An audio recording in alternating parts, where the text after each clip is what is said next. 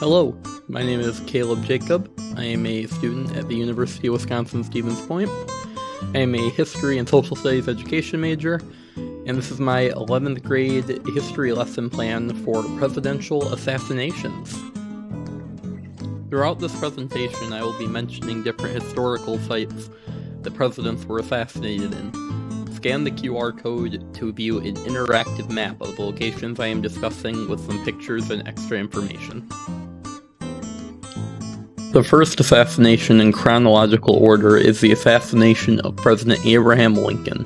Lincoln was assassinated at Ford's Theater in Washington, D.C.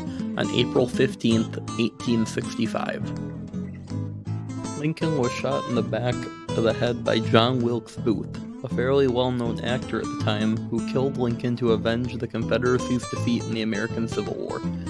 Booth would be tracked to a nearby farm and killed on April 26th. After the assassination, Andrew Johnson would be sworn in as President of the United States.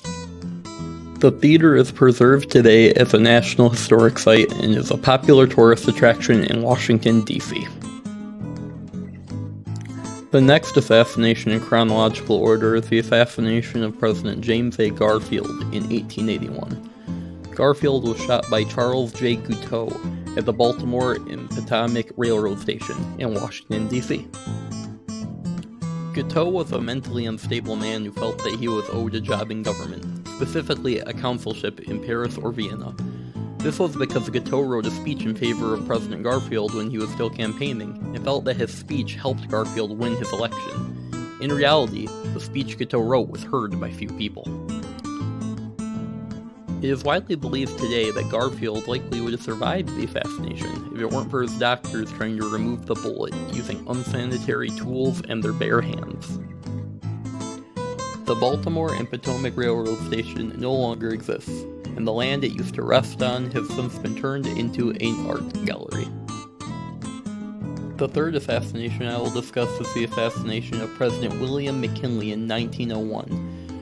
The president was assassinated while visiting the Pan American Exposition in Buffalo, New York.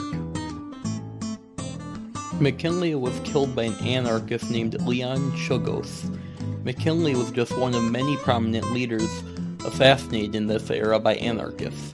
Other examples of anarchist assassinations include the assassination of Elizabeth, Empress of Austria, in 1898, and the assassination of Umberto I in Italy in 1900.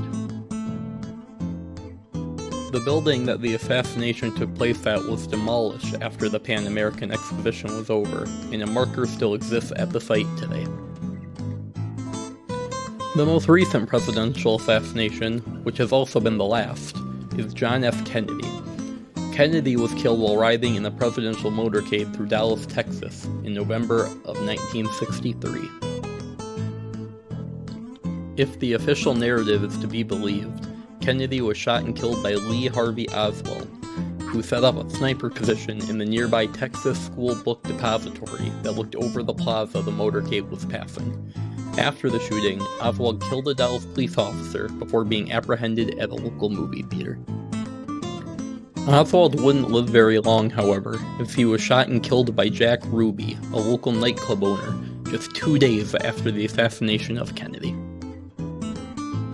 Many people believe that there is more to the assassination of Kennedy than just Oswald killing him, whether it be CIA involvement, the Mafia, the Soviet Union, or some other mysterious force. Whatever the case may be, Kennedy was the last president in American history to be assassinated. Thank you for watching my video. I hope you learned something that you didn't know and found interesting while watching about the presidential assassinations that have happened throughout American history.